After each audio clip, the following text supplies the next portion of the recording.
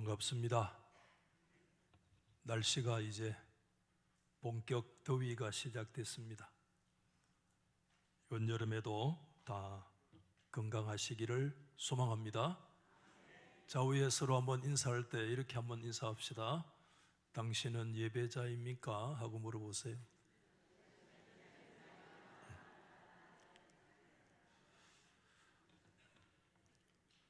저는 지난 주일에 로마서는 단지 교리서로 끝나지 않고 예배의 책이다, 그런 말씀을 드린 기억이 있습니다.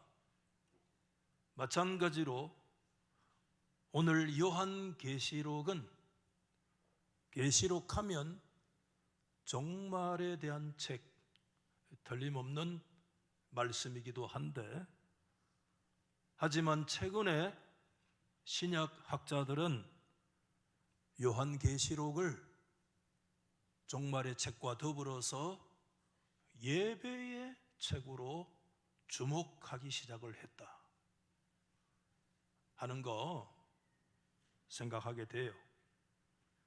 예를 들어 마리안 톰슨 같은 학자는 요한계시록에서 예배의 의미를 이렇게 적고 있습니다. 신약 성경 중에 요한계시록만큼 예배라는 주제를 뚜렷이 부각시키는 책은 없을 것이다. 왜냐하면 신약의 어떤 책보다도 계시록 안에는 예배에 관련된 용어와 이미지가 풍성하고, 예배는 요한계시록 전체의 목적과 메시지에 가장 부합하는 위치를 차지하고 있기 때문이다, 이렇게 말했는데, 이 말에 저도 전적으로 동의가 됩니다. 로마서는 단지 우리를 딱딱한 교리로 끝나지 않고 참된 예배자로 이끌어 가려고 하듯이, 요한계시록 역시 역사의 완성은 단지 종말 위한 그 종말 자체에 있는 것이 아니라, 역사의 완성과 역사의 종말은 어디서 온전히 성취되는가 하면 예배에서 완성되고 예배에서 성취되는 줄로 믿습니다. 그런 면에서 신구약 성경 전체의 마지막 결론은 어디로 귀결되어지는가 하면 예배로 귀결되어지는 것이다. 여러분, 예배로 나타나지 않는 우리 성경 지식은 무슨 소용이 있으며, 예배로 나타나지 않는 우리의 신학은 도대체 뭘 위한 신학이며, 예배로 표출되어지지 않는 우리의 신앙은 도대체 누구를 위한 신앙인가 하는 질문을 던질 필요가 있습니다. 여러분, 요한계시록을 많이 읽어보셨습니까? 요한계시록에는 두 가지 종류의 예배가 등장해요. 왜 두 가지 종류냐 하면, 두 가지 종류의 교회가 있기 때문에 두 가지 종류의 예배가 되어져 있다, 이렇게 볼 수 있는데, 한 가지는 지상교회, 땅에 있는 교회입니다. 우리 지상교회잖아요. 지상교회의 모습과 예배가 있고, 그게 요한계시록 2장과 3장의 말씀, 소아시아 7교회, 에베소부터 시작해서 저 라오디게아 교회까지 잘 아시는 내용은 지상교회와 지상교회의 예배의 문제라면, 거기에 비해서 요한계시록 4장과 5장의 말씀은 관점이 바뀌어요.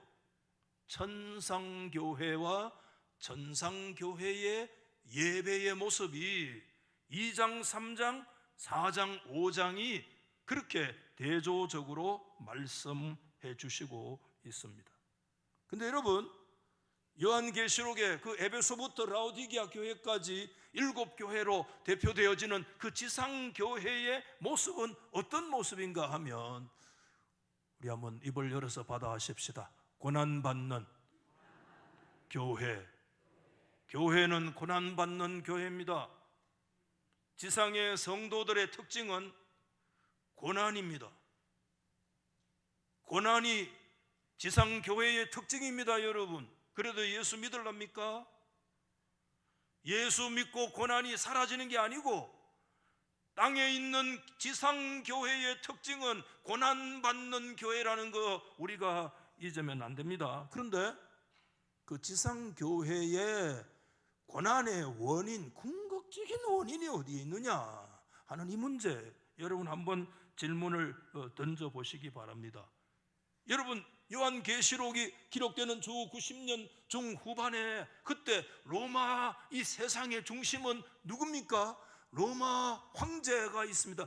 그때 로마 황제 이름을 여러 차례 여러분 들으셨어요. 누구죠? 도시인데, 도시. 박씨 아니고 도미티아누스 아시죠? 많이 들으셨잖아요. 이 사람은 특이한 사람이었습니다.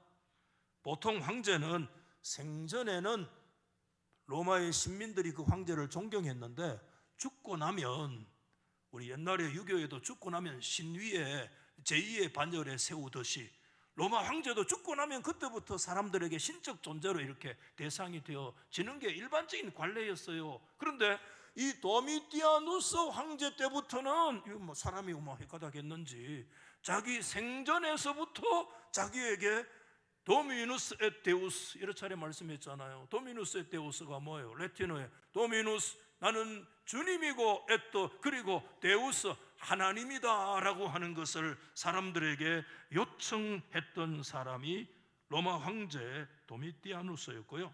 그는 심지어 자기가 살아있을 때 여러 도시에다가요 황제 신전을 지었던 사람입니다. 신의 신전인 마땅한데 황제를 위한 신전, 그리고 그 황제 신전에 일할 수 있는 전문 제사장까지 세웠다니까요. 지정신입니까? 그러니까 여러분, 지상교회, 로마 그 도미티아누스의 치세 아래 있는 지상교회는 고난을 피할 수 없습니다. 로마 제국과 여러분 정면 충돌을 피할 수가 없고, 그때부터 교회에 걸어가는 길은 고난의 길이었고 형극의 길을 걸어가게 되었습니다. 왜? 소아시아 7교회가 있는 그 모든 도시들은 다 황제 숭배를 강요하는 도시들 가운데 있었기 때문입니다. 여러분, 소아시아의 수도가 어디냐면 에베소잖아요. 에베소는 여러분 황제 숭배의 중심지였습니다. 에베소는. 서머나에는 황제 신전이 이미 그때 2곳이나 세워져 있었거든요. 황제 신전이 서머나에 2곳이었습니다. 그러니까 여러분, 속사도라고 예수님의 제자의 제자인 여러분, 그 서머나에 86세의 고령으로 여러분 순교, 황제 숭배를 반대해서 순교의 길을 걸어갔던 사람이 있습니다. 그 사람은 누굽니까? 폴시인데, 폴시, 폴리갑이라고 유명한 얘기 아니에요? 예수 그리스도만이 나의 왕이시고 나는 86세를 사는 그분은 한 번도 나를 싫어하신 적이 없는데 내가 86세에 살아 나의 왕이신 예수 그리스도를 내가 어떻게 배반할 수 있느냐라고 하면서 화형당했던 사람이 이 폴리갑이 서문화 감독 아니에요?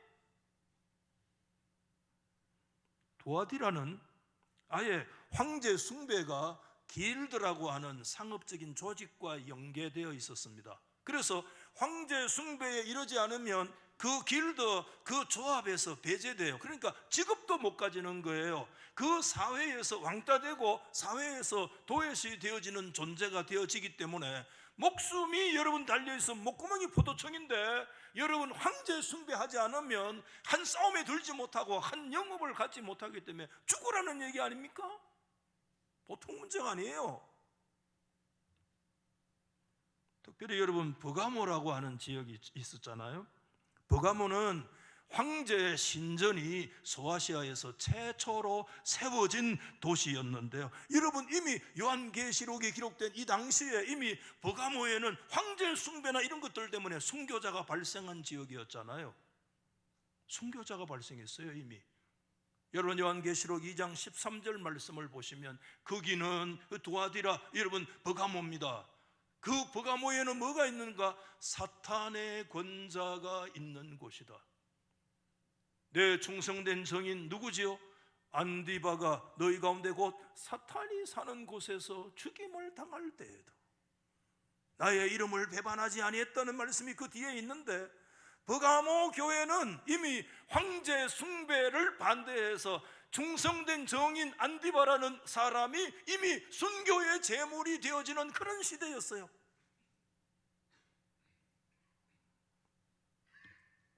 여러분 요한계시록에서 보신 대로 황제 숭배를 일컬어서 뭐라고 얘기하느냐? 사탄의 권자라 이렇게 얘기합니다. 사탄의 권자란 말은 사탄의 보좌라는 말 아니에요, 여러분. 여러분 요한계시록 저 중반에 가면 13장, 16장 이런 데 보면 이제 뭐가 나타나느냐? 그 유명한 두 짐승이 나타나잖아요. 땅에서 올라온 짐승, 바다에서 올라온 짐승이 있는데 요한복음 13장 여러분 2절 말씀에 보면 이런 구절이 있습니다. 내가 본 짐승, 이거는 바다에서 올라온 짐승이었는데 표범과 비슷하고 발은 곰 같고 입은 사자의 입 같은데 용이 자기의 능력, 용의 능력, 용의 보좌, 용의 큰 권세를 누구에게 주는가 하면 짐승에게 부여한 거예요. 4절 말씀에 용이 짐승에게 권세를 주므로 용에게 경배하고 짐승에게 경배하면서 뭐라고 말하느냐 하면 누가 이 짐승과 같으냐? 누가 능히 이와 더불어 싸울 수 있겠냐? 용이 최고 존재다, 짐승이 최고 존재다 이 말입니다. 그러니까 최고 존재니까 경배의 대상이 되어 마땅하죠. 요한계시록은 보좌의 싸움이에요. 짐승의 보좌, 그 짐승의 보좌의 현상이 뭐냐 하면 여러분 도미 뛰어나서 황제의 숭배로 나타나지만 그 황제 숭배 배후의 영적인 실체는 짐승의 보좌가 있고 그 짐승 보좌의 궁극적인 뒤에 배경은 실체는 누가 있느냐? 용이 있습니다. 용, 큰 붉은 용.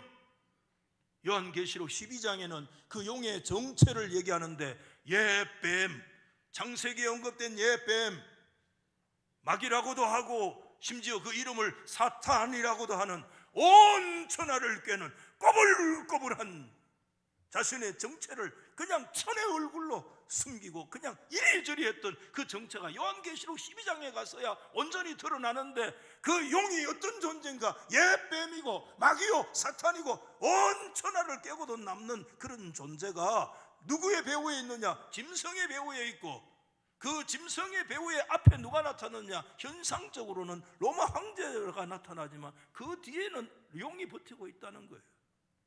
그래서 사람들로 하여금 뭘 빼앗아가려고 하느냐면 짐승 경배, 용 숭배로 나가게 하는 거예요. 하나님 앞에 예배하지 못하게 만드는 거예요.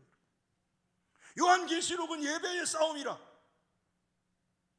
용의 보좌와 하나님의 보좌 앞에 문제가 거기에 있는 거예요. 그래서 여러분 그 용의 보좌가 현상적으로 여러분 도미디아누스 황제가 나타나가지고 살아있으면서 이미 이 인간은 내가 도미누스 데우스야, 내가 주와 하나님이라, 나한테 경배해야 돼. 여러분 예배를 빼앗아 가는 거예요. 여러분들 요한계시록의 고난의 원인은 예배에 있습니다. 왜 하나님의 교회가 고난을 당합니까? 예배 때문에 고난당하는 것입니다. 여러분 오늘날 이 세상은 여러 가지 시련도 있고 여러 가지 어려움도 우리 가운데 있지만 여러분 진짜 그 세상의 모든 것들이 저와 여러분 하여금 뭘 빼앗아 가려고 하느냐 하면 예배를 빼앗아 가려고 합니다. 우리의 여러 가지 질병이 우리 속에 오잖아요. 질병 앞에 우리가 절망해요. 여러분 어려운 경제 여건이 내일의 장래를 우리에게 두렵게 만들어요. 그 두려움이 우리의 마음속에 마음을 살아나게 만들어 하나님 앞에 예배하지 못하게 만들고 하나님께 집중하지 못하게 만들어요. 우리 인생이 늙어가잖아요. 유행가 보니까 늙어가는 게 아니고 익어간다 하더라만 그 말장난 하지 말고 늙어가는 건 늙어가는 게지 여러분 늙어 가잖아요. 그 늙음 때문에 우리 인생의 마음이 산란하고 허무하고 그럴 수 있습니다. 예배를 빼앗아 가려고 합니다. 트럼프라고 하는 사람이 나가지고 말이야, 전 세계를 막 쥐고 흔들잖아. 지금 관세표 하나 들고 막, 이게 여러분, 이게 히틀러 같은, 미국에 일어나는 여러분 데모의 요새 주제 이름이 뭔 줄 알아서 26일 날 대대적인 전 미국에 데모한다고 지금 하는데, 그 데모의 주제가 No Kings Demonstration입니다. No Kings 뭐야? 우리 미국에는 왕이 필요 없어. 트럼프가 왕이라는 거야. 히틀러 같은 존재라는 거야.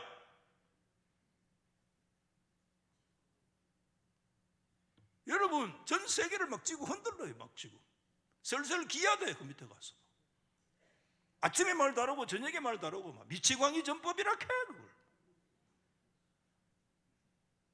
이스라엘이 여러분 수백 대의 비행기를 가지고 이란의 핵폭탄 시설을 막주 때리고 있습니다. 여러분, 핵폭탄이 인류의 목전에 와 있습니다. 여러분, 러시아와 우크라이나 전쟁만 해도 큰일 난 줄 알았는데, 북한에 여러분 38선 이북에 지금 여러분 원자폭탄이 100개가 있는지 200개가 있는지 어떻게 압니까? 여러분, 중국에 있고 러시아에 있고 여러분 대한민국에 뭐가 있습니까? 우리도 핵폭탄 만듭시다. 그러면 안 되잖아.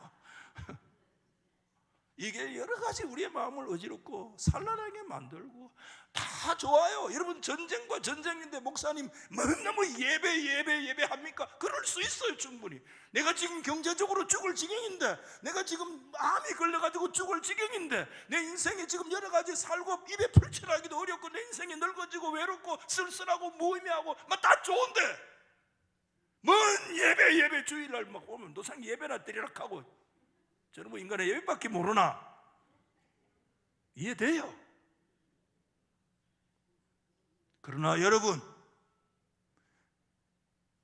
예배를 빼앗기지 마십시다. 예배를 빼앗기지 마십시다. 오늘 여러분, 이 지상의 관점을 바라보면 우리는 소망을 가질 수가 없습니다. 이게 고난이요, 지상교회의 실존이고, 그 지상교회의 정체는 들어가 보면 사실은 절망입니다. 절망입니다. 이때 여러분, 교회는 어떻게 해야 됩니까? 여러분, 정신을 바짝 차리세요. 지금 이 시간에 이제 정신을 차려야 됩니다. 교회는 어떻게 해야 됩니까? 성도인 나는 어떻게 해야 됩니까? 한번 받아하십시다. 우리는 관점을 바꿔라. 우리 쉽게 얘기합시다. 바꿔보라. 뭘 바꾸어라? 네 보는 인생은 관점이야. 신앙은 관점이야. 믿음은 관점의 세계야. 너의 보는 관점을 바꾸어라. 지상의 관점에서 전상의 관점으로 바꿔야 합니다. 여러분, 하나님께서 여러분에게 새로운 은혜를 주시기를 원하십니까? 새로운 목사가 오면 새로운 은혜를 받아요. 조금 기다려요. 그런데 여러분, 새로운 목사가 안 와도 여러분 새로운 은혜를 받을 수 있는 길은 여러분이 이 시간에 관점을 바꾸시면 새로운 은혜가 여러분에게 임합니다. 새로운 질서가 임합니다. 새로운 창조의 역사가 일어납니다. 새로운 은혜가 여러분의 심령 속에 임하여 오는 것입니다. 이전에 보지 못했던 새로운 하나님의 은혜가 여러분의 심령에 오는 것입니다. 새로운 목사가 모으면 좋겠지. 너 3년만 지나봐라. 또 인간 냄새 나고. 주님 바라봐야 돼요. 아멘. 여러분, 똥칠할 때까지 안 있어요. 너무 염려하지 마라. 여러분, 우리의 관점을 바꾸어야 됩니다. 여러분, 그게 오늘 요한계시록 4장과 5장인데, 여러분 4장 1절과 2절 말씀을 한번 보세요. 여러분 같이 시작. 2일 후에 내가 보니 뭐지? 하늘의 문이 확 열려요. 하늘의 문이 있는 줄 믿으시면 아멘. 여러분, 땅만 자꾸 쳐다보지 말고 하늘의 문이 열리고 성령님의 역사가 감동되고, 그때 하늘의 문이 열려서 딱 봤는데 하늘의 보좌를 베풀었더라. 오늘 달석에 우리 성도들 이 눈이 예수 안에 열리기를 주 이름으로 축원합니다. 하늘에 열린 문이 하늘의 보좌를 베풀었는데 그 보좌 위에 빈 보좌가 아니야, 텅 빈 좌석이 아니야, 그 보좌 중심에 그곳에 앉아 계신 분이 계세요. 할렐루야. 여러분, 이것을 우리가 바라보아야만 하는 것입니다. 지상의 관점은, 여러분, 황제의 관점은, 로마의 관점은 여러분 우리를 절망하게 만들고 때로는 우리를요 낙심되고, 여러분 사도 요한도 크게 통곡했어요. 5장에서요. 천하다 돌아보니까 날 도와줄 인간이 없네. 그래서 막 크게 통곡하고 막 대성 통곡했어요. 그런데 그때 여러분 하늘의 관점이 열렸습니다. 그곳에부터 성령의 음성이 들려왔습니다. 우리에게 관점이 열려지기를 소망합니다. 여러분, 저는 오늘 이 말씀 묵상하면서 구약에 떠오르는 사건 하나 있잖아요. 그게 엘리사 시대 때, 아람 왕이 말입니다. 여러분, 무슨 괴략을 꾸며도 다 들통이 나는 거야. 이상해. 구중궁궐에서 모의를 했는데도 저 이스라엘은 그걸 정확하게 갈파하고 있는 거야. 나중에 알고 보니까 그 이스라엘에 누가 있기 때문에? 선지자 엘리사가 있으니까 하나님의 계시로 하는지 어떤 전략도 비밀 계획도 통하지 않는 거예요. 그러니까 아람 왕이 저 엘리사 저놈 지키지 않고는 우리가 무슨 전술을 써도 헛방이겠다, 이래 가가지고 여러분 엘리사가 있는 도단성을 여러분 성경 말씀에 보면 말과 병거와 엄청난 군사들로 이중 삼중으로 지 새끼 못 빠져나가도록 저거 반드시 생불 죽여버린다 막 둘러치고 있어요. 그래가지고 청년 사원이 나가보니까 난리 난 거야. 막 개미떼같이 성을 둘러싸고 있는데, 그때 여러분 청년 사원의 소리가 뭡니까?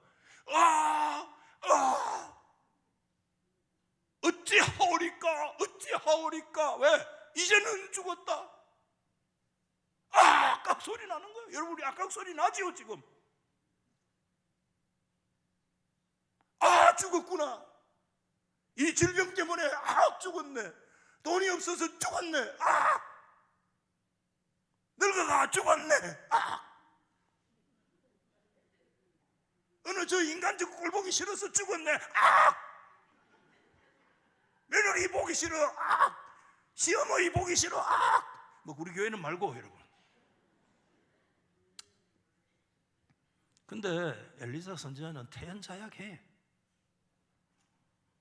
그래서 여러분 열왕기하 6장 16절에 두려워하지 말라. 우리와 함께한 자가 그들과 함께한 자보다 많으니라. 하나님께 기도해서 하나님이여 저 청년 사환을 눈을 열어보게 하옵소서 하니까 어떤 역사가 있나? 그 다음에 17절 말씀 한번 보세요. 시작. 여호와께서 그 청년의 눈을 여심해 그가 뭘 봐요? 불말과 불병거가 산에 가득해서 엘리사를 둘러치고 있더라. 믿으시면 아멘. 여러분, 오늘 와서 목사만 쳐다보고 가지 말고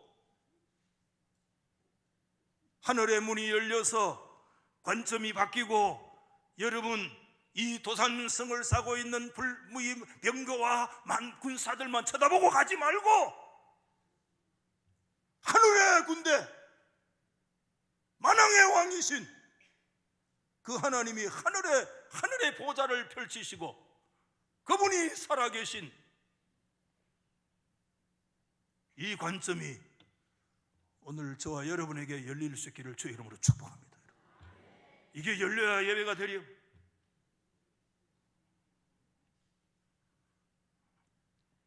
여러분, 지상의 관점에서 천상의 관점으로 열린 거예요. 망했습니다. 죽었습니다. 이제는 끝났습니다. 그러나 여러분, 천상의 관점을 바라보는 믿음의 관점을, 하나님의 보좌의 관점을 보는 사람은 말이 좀 다릅니다. 약해도 깽깽거리도 말이 그래도 하나님 붙들려고 노력하고요. 아이고 죽겠네 하면서도 죽게 있네 하고, 어떤 보좌를 보느냐에 따라서 예배가 되기도 하고 예배를 빼앗길 수도 있습니다. 여러분 지금 로마의 도미티아누스의 보좌만 바라보면 우리는 예배를 빼앗깁니다. 그렇기 때문에 2장과 3장의 고난받는 교회 안에서 우리는 죽는다, 순교가 속출하기 시작하는 이와 같은 순간에 있으면 우리는 쓰러지고 넘어질 수밖에 없지만, 그때 하늘이 성령의 감동으로 관점을 바꾸어서 천상을 바라보게 하심으로 인해서 예배가 가능할 수 있도록, 고난 중에서도 살아계신 하나님을 찬송하는 것이 어떤 것인가를 우리 가운데 이끌어가게 하시는 그 관점. 그래서 이걸 저는 말씀을 묵상하면서 보좌의 신학이다, 이렇게 정리를 하면서 보좌의 신학만이 오늘 저와 여러분들을 참된 예배자로 나아갈 수 있게 한다, 저는 그렇게 믿는데, 한두 가지 좀 정리를 하면, 첫째는 이렇게 정리했어요. 보좌의 신학은 하나님께만 경배하도록 만듭니다. 보좌의 신학입니다. 여러분, 오늘 8절에 보면 내 생물이 찬양합니다. 8절의 찬양이 거룩하다 거룩하다 거룩하다, 3번 거룩하다는 뭐라고 그랬습니까? 최고의 거룩이라고 말씀드렸잖아요.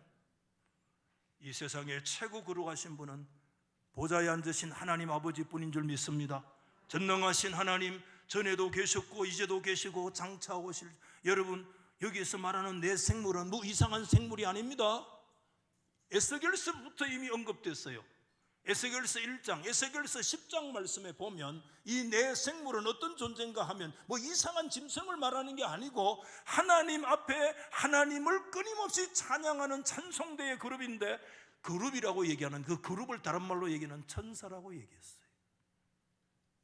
여러분, 이 그룹이, 내 생물이 하나님 앞에서요, 아침 먹고 가서 또 찬양하고 좀 쉬었다가 점심 먹고 찬양하고 그렇게 안 해요. 밤낮 쉬지 않고 하나님 앞에 찬양하는데, 그의 찬양의 주제는 2가지입니다. 하나님만이 완전히 거룩하신 분이고, 아멘, 하나님만이 영원하신 분이시다. 그렇기 때문에 하나님만이 완전하고 영원하시기 때문에 하나님만이 영광과 존귀와 영광을 받으셔야 된다. 밤낮 동안 쉬지 않고 찬송을 받으시기에 합당하신 분은 보좌에 앉으신 우리 하나님 한 분뿐인 줄 믿으시기 바랍니다. 하나님 외에는 밤낮으로 찬송받으실 존재는 이 세상에 존재하지 않아요. 하나님은 그러신 분이기 때문에 하나님은 밤낮 쉬지 않고 찬양받으셔야 돼요. 그래서 나중에 저 11절입니까? 이제 찬송이 내 생물에서 24라고 하는 존재로 확장되어지는데, 우리 주 하나님의 영광과 존귀와 권능을 받으시는 것이 합당하오니, 너무 마음 맞는 말씀이. 그 다음에 하나 더 추가되고 있어요. 주께서 뭐라고요? 만물을 지으시고 만물이 주의 뜻대로 이꾸셔 지으심을 받았나이다.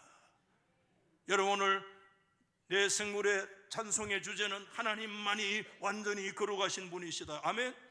여러분, 하나님 외에는 거룩하신 분이 계시지 않아요. 여러분이 상대적으로 누구보다는 난 더 거룩해, 예배 안 돼요. 그래가지고 하나님 앞으로 가십시오. 나는 누구보다 더 많이 기도해, 기도 좋아요.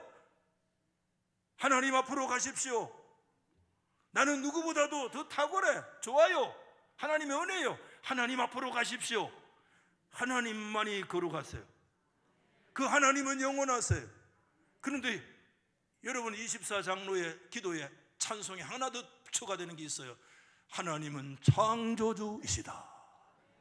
하나님이 창조라는 것은 우리 뭡니까? 피조물에 불과해. 피조물. 아유 참, 하나님 창조주예요. 여러분, 무슨 뜻입니까? 지금 그들의 눈앞에 누가 보입니까? 여러분, 신을 참칭하는, 주를 참칭하는 도미티아누스 황제의 보좌가 하나님을 참칭하고 신전을 만들어 놓고 제사장을 세워가지고 사람들을 현혹하고 예배를 빼앗아가고 있지만, 하늘의 찬양의 주제는 뭐냐 하면 그 도미티아누스는 피조물에 불과해. 그는 그냥 템포라리, 일시적인 존재야. 영원한 존재 아니야. 우리 인생은 일시적인 거야. 아무리 영광이 탁월하고 인간이 아무리 카리스마틱한 존재가 있다고 할지라도 저와 여러분, 그런 사람에게 우리 마음을 빼앗기지 않기를 주의 이름으로 축원합니다. 어디에 가면 누가 있다, 저기 가면 김 목사가 있다, 강화문에 가면 누가 있다, 어디 가면 누가 있다, 다 좋아요. 저와 여러분의 눈을 어떤 지도자에게도 우리의 포커스를 눈길 하나도 줘서는 안 돼요. 오로지 보좌 위에 계시는 살아계신 하나님을 향해서만 드려야 될 줄로 믿으시기를 바랍니다. 여러분, 담임 목사도 여러분들이 매일 심령 속에서 담임 목사를 죽여야 돼. 설교 듣다 보다 별소리 다 들어보겠다. 담임 목사를 매일 죽여야 돼. 목사는 마지막에 배척당하고 떠나가야 돼. 오로지 교회의 목사와 교회의 주인은 오로지 한 분, 교회의 머리이시고 왕이신 예수 그리스도만이 나타나야 될 줄 믿으시면 아멘. 그래서 여러분, 니체는 자라투스트라의 마지막에서 뭐라고 얘기했는 줄 아세요? 너의 선생을 지키라. 너의 선생을 지키라. 그 선생이 너의 신이 아니다. 자라투스트라를 지키뿌리라. 너의 길을 가라. 여러분, 예수 그리스도 부여잡고 여러분의 길을 걸어갈 수 있기를 주의 이름으로 축원합니다. 누구도 여러분 쳐다보면 안 돼요. 예배 도둑놈이야. 그 놈이 우리를 도둑질하는 놈이야. 마음 도둑놈들 많아요, 오늘날 교회 안에. 하나님 앞에 우리의 마음을 빼앗기지 않고 살아계신 하나님께만 온전히 드리기를 주의 이름으로 소망합니다. 여러분, 요한계시록 저 후반부에 가서 보면 사도 요한조차도요, 예배에 큰 시험을 받았습니다. 무슨 뜻이냐 하면 19장이나 22장 말씀에 보면 이런 말씀이죠. 19장 10절 말씀에 내가 그 발 아래 엎드려서 경배하려고 했다. 그가 누구냐면 아주 광명한 놀라운 찬란한 천사가 그 앞에 나타난 거예요. 그러니까 여러분, 눈이 확 돌아간 거예요. 여러분, 그 앞에 가서 엎드려가지고 경배할, 이게 경배 안 받으면 누가 경배 받겠노? 가서 엎드려가지고 뭐. 그래서 천사 숭배가 나타. 천사 한번 보고 나면 눈이 뒤집어진대요. 그래서 다 천사 숭배해요. 그래서 사도 요한도 천사를 보니까 막 그대로 엎드려져 가지고 막 경배하려고 한 거야. 그런데 천사가 똑바로 얘기한 거야. 나는 너와 및 예수의 정언을 받은 너의 형제들과 같이 된 뭐에 불과하여? 하나님의 종에 불과해. 예수의 종에 불과해. 그러면서 똑바로 얘기했어요. 삼가 같이 시작. 그리하지 말고 오직 하나님께 경배하라. 달서교회 성도 여러분, 오늘 이 말씀 기억하세요. 오직 그리하지 말고 누구에게만? 하나님께만 경배하라. 이 은혜가 저와 여러분이 회복되기를 주 이름으로 축원합니다. 여러분, 22장 말씀에 또 한 번 그런 순간이 있었습니다. 이것들을 보고 들은 나는, 나 요한은 내가 듣고 볼 때에 이 일을 내게 보이던 천사의 발 앞에 엎드려서, 찬란한 천사가 또 나타났어. 그러니까 또 눈이 팔려가지고 이거 경배 안 하면 누구 경배 되겠노 하고 엎드렸어요. 그가 똑같은 얘기를 또 했어요. 나는 종에 불과하니까 그리하지 말고 하나님께 경배하라. 여러분, 오늘 우리가 이 은혜가 저와 여러분 속에 있기를 예수 이름으로 축복합니다. 그리하지 말고 오직 하나님께 경배하라. 여러분, 이 말씀은 무엇입니까? 하나님 외에 눈길조차 주지 마라. 너의 예배를 빼앗기지 마라. 어떤 탁월한 존재라도, 영어로 얘기하면 엑스트라 오디너리가 아니다. 비범한 존재가 아니다. 오디너리다. 평범한 존재고 통상적인 직분자에 불과하다. 여러분, 로만 캐토릭을 보면 추기경 때는 막 이렇게 하다가 추기경에서 갑자기 뭐가 되면 교황이 되어지면 그때부터 거의 신의 반열에 올라가는데 사람들 막 신받듯이 교황 되면 신이 됩니까? 오히려 여러분, 사람들로 하여금 하나님께 주목하지 못하게 만들어요. 그 존재가 너무 중간 존재가 너무 강력하면 하나님을 못 보고 그 교황한테 가서 자꾸 숭배하고 교황한테 머리를 숙이고, 뭐 총회장이 되면 천사가 됩니까? 어디 하늘로 확 날아가 버립니까? 똑같은 죄인에 불과합니다. 우리의 시선을 탈취하는 것은 적그리스도입니다. 그래서 예수님은 여러분 마태오 4장 10절 말씀에 광야의 시험을 받을 때 사탄이 뭐라고 얘기했습니까? 시험을 받을 때 그때 예수님은 한번합시다. 사탄아 물러가라. 주 너의 하나님께만 경배하고 다만 그만을 섬길지어다. 저와 여러분들의 예배를 빼앗아가는 수많은 요소들이 있습니다. 그때마다 여러분, 사탄아 물러가라, 다만 살아계신 하나님만 경배할지어다. 이 가르침이 성경에 관통하는 예배의 가르침 아닙니까?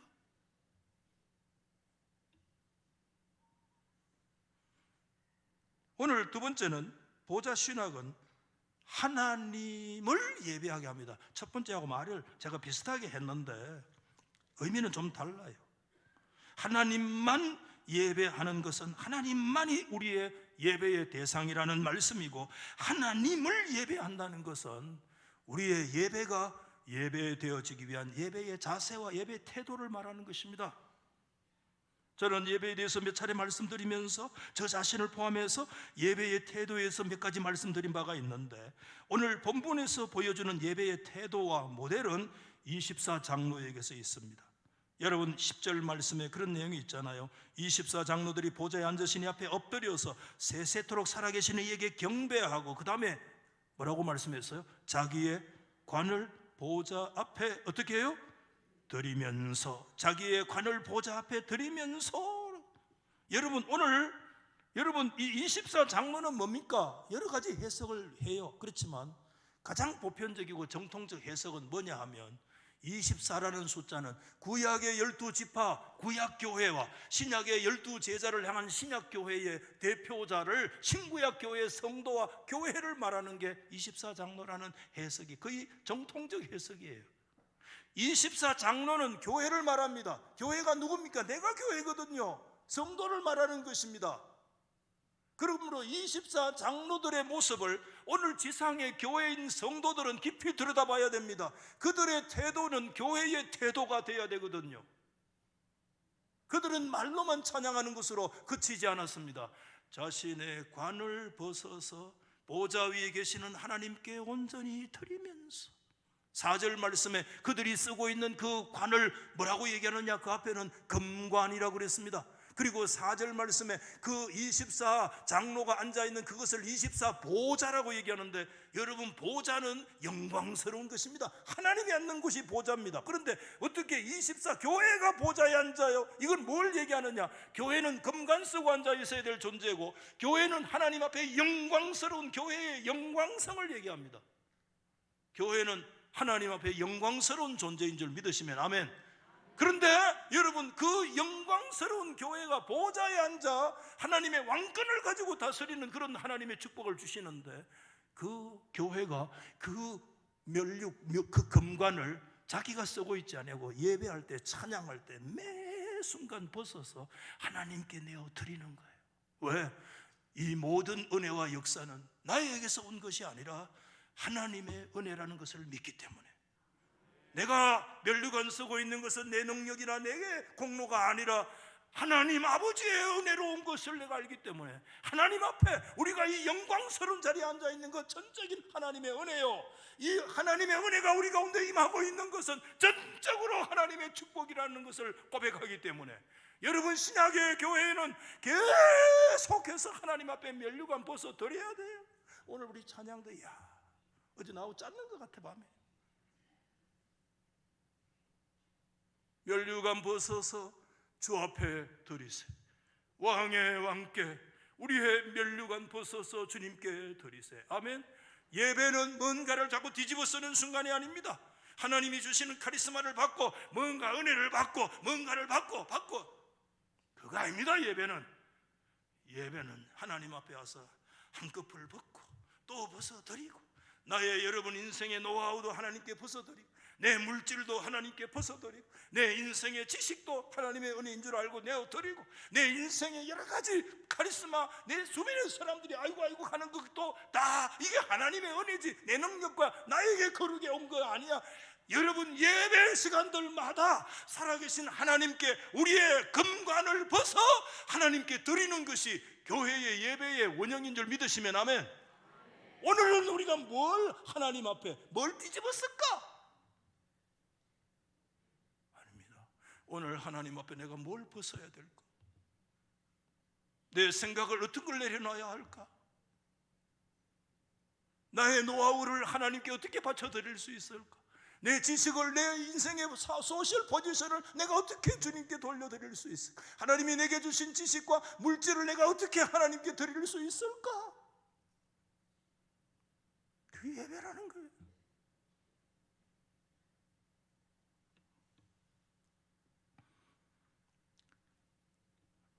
말씀을 마칠 시간인데 간단히 정리해 볼게요. 셋째, 보좌 신학은 어린 양의 신학으로 나아가는데, 제가 왜 이 말씀을 드리는가 하면, 여러분 교회 찬양의 5장에서 내 생물과 이제 24장과 합창을 하는데, 여러분 합창 계시록 5장 9절 말씀을 한번 보세요. 그게 보시면 두루마리를 가지시고 인봉대기에 합당하신데, 그 다음에 그분이 누구죠?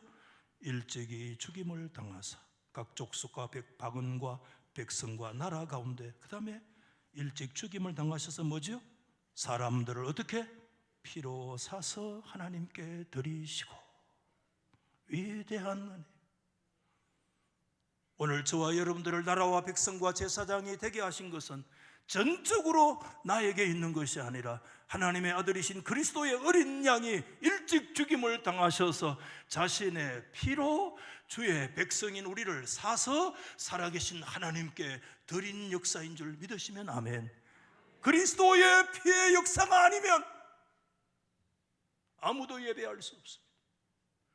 오늘 예배되는 궁극적인 근거와 유일한 근거는 피로 사서 드리신 그리스도의 십자가의 피공로가 없이는 그 누구도 하나님의 앞에 예배할 수가 없고, 예수의 십자가 피공로 의지하지 않는 그 어떤 종교적인 건 예배가 아닙니다. 하나님과 아무런 관계가 없습니다. 왜 면류관을 벗어드려요? 왜 면류관 벗어요?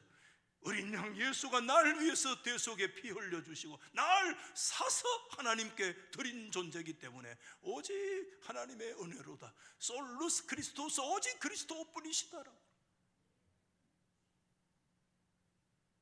말씀을 마치겠습니다. 저와 여러분의 삶의 중심에 예수님이 다시 돌아오시기를 주 이름으로 축원합니다. 여러분의 삶에 기쁨이 있습니까? 그 기쁨의 중심에 주님을 다시 모시기를 바랍니다. 여러분의 삶의 승리와 성공이 있습니까? 그 성공 중심에 예수님이 계셔야 됩니다. 여러분의 삶의 허무와 약함과 절망이 있습니까? 그 절망과 허무 속에도 예수 그리스도가 다시 오시기를 주 이름으로 축원합니다. 주님이 다시 오셔야 합니다. 우리의 모든 중심에 예수 그리스도를 모시고 그분 때문에 피로 값주고 사신 그분의 은혜 때문에 입을 열 때마다 구원하심이 보좌에 앉으신 하나님과 우리 어린 양에게 있도다. 그래서 여러분 그 찬송이 내 생물의 찬송이 되고 24 여러분 장로의 찬송이 되고 천군 천사의 찬송이 되고 나중에는 더 나아가서 뭡니까? 온 피조물이 5장 끝에 가서 보세요. 모든 만물이 하나님을 찬양하는, 우주에 뭐가 가득 들어차 있는가 하면 찬양으로 가득 들어차 있는 우주를 보게 된 거예요. 우리는 바라볼 때 우주에 눈물과 슬픔만 가득 차 있는 것이죠. 영적인 안목을 열어서 바라봤더니 온 피조물과 우주 안에 하나님의 영광을 드러내고 어린 양 그리스도의 보혈의 역사를 찬양하는 우주는 찬양 공동체라는 사실을 우리 가운데 가르쳐주고 있습니다. 이 위대한 역사들이 저와 여러분 속에 온전히 회복되어지기를 예수 그리스도의 이름으로 축원합니다.